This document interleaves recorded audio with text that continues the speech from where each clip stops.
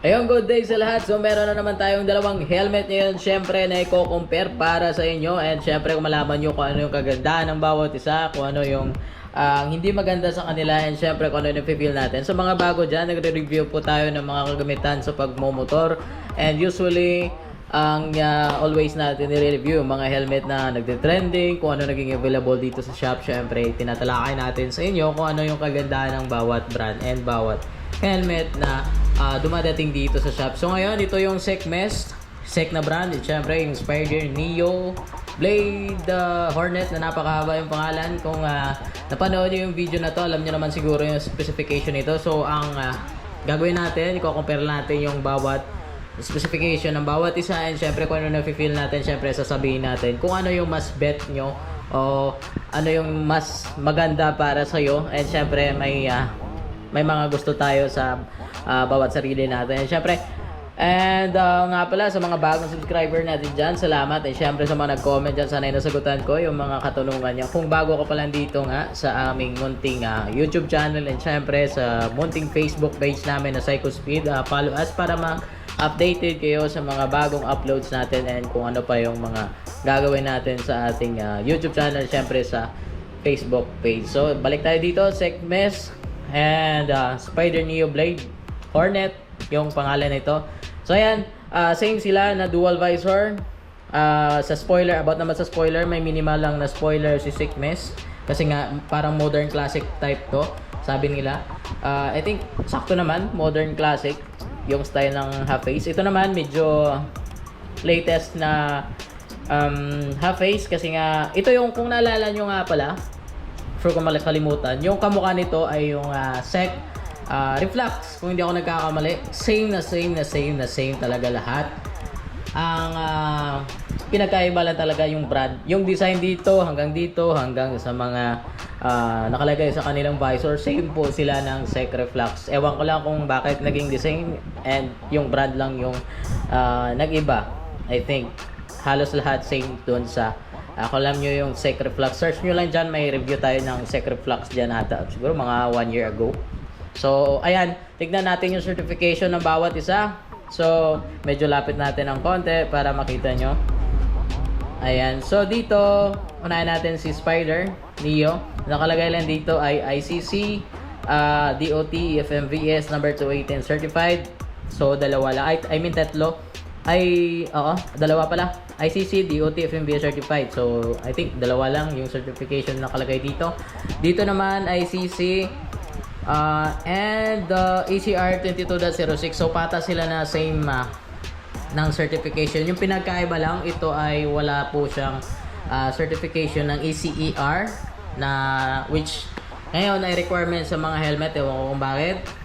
And dito naman sa SEC meron silang nakalagay dito ECR.22.06, which yun yung pinaka-latest na certification sa helmet ngayon. Ibig sabihin to, nagpasok to or nagpass to sa pinakamabigat na test sa mga helmet ngayon 2024. Kasi yun yung nabasa ko doon about tungkol sa ECR 22.06 na nilalagay dito sa bawat helmet. So kapag may nakita kayong ECR 22.06 na helmet, ma-advise ko yun yung bilhin nyo, kasi nga yun yung pinaka matibay na shell na ginagamit sa mga helmet ngayon. So ayan, nakita nyo naman. So yung bigat naman, dahil medium size to yung medium size yung SEC, and syempre yung Spider naman ay size XL. So weight si Spider ng 1,500 plus 50 grams sa size na XL. So ewan ko lang Hindi ko na maalala kung ang medium nila kung same pa rin yung weight or mas lesser. Pero dito 1,500 plus 50 grams. So 1,550 grams yung bigat ng XL na Spyder Neo Blade na dual visor syempre. And dito naman sa Sekmist ay 1,250 plus 50 grams. So 1,300 grams overall. Sa size na medium and syempre dual visor din sila. So mas mabigat ng konti. So makikita naman sa outlook dahil mas malapad yung kanyang visor, mas malaki syempre yung Spyder. Kung sa personal natin tignan or makita nyo dyan sa mga shop, tignan nyo yung Blade Hornet ay medyo malaki kaysa sa kay Sekmist. So si Sekmist parang simple lang siya na classic type na yun nga, modern classic yung tawag nila. And dito naman pang bagets, maporma, malaki yung spoiler. So yun siguro dahil mabigat siya and yung metal na mga screw. Yung kay Spyder kasi may nakita ko dito na metal na Phillips screw kung hindi ako nagkakamali sa tawag doon. And syempre, harap natin. Ano makita nyo? So same pa rin yung mga nakalagay sa mga nakalagay dito na specification sa kanilang mga visor. Sa SEC kasi palagi na lang to safety, comfort, vision, ventilation, aerodynamics, and compact and scratch resistant na alam naman natin kahit scratch resistant nagagasgasan pa rin. And ganon din sa kay Spyder. Same lang din sila ng mga nakalagay dito. Yung iba pa na specification lang yun yung sinasabi ko. So dito same sila na removable yung kanilang mga paddings. Mamaya tignan natin yung mga paddings nila kasi madali ang video lang to para malaman nyo kung anong mas maganda para sa inyo. And yun nga, scratch resistant, 100 UV 400 protection, optical grade visor clarity, yung mga nakalagay dito. And yung vents nila same po na single lang dito sa itaas dahil half face naman to, mahangin naman and malamig naman to kasi nga half face. And yung vents nito, nga pala before kung makaligtaan yung vents nito ng Sekmist ay napaka-unique. Pepindutin mo lang siya ng yan, palubog and aangat yung singawan or papasukan ng hangin dito tapos i-push down mo lang siya. Yan, bababa na siya. Dito naman sa kay Spyder as usual, slide pa rin yung kanyang air intake dito sa may uluhan or sa itaas. Pa-slide lang siya and single lang. And ito naman yung design lang po to. Akala mo naman ay vents pero hindi. Design lang po siya.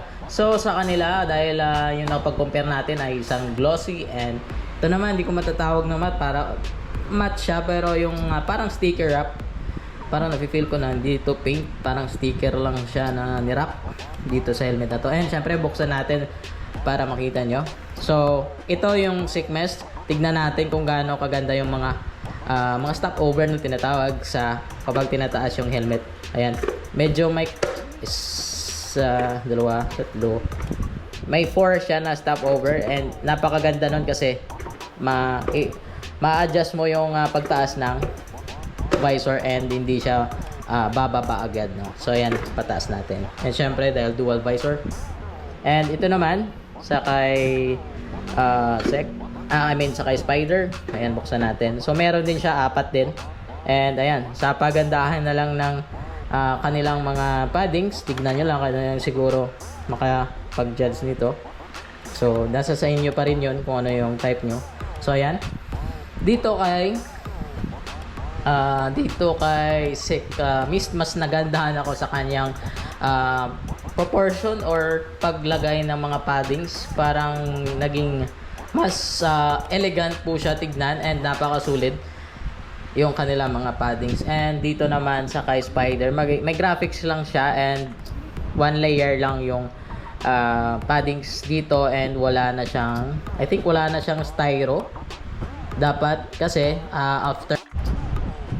So ayun, so usually kasi sa mga half face meron po silang mga styrofoam dito, pero dito sa Spyder Neo Blade wala po siyang styro dito.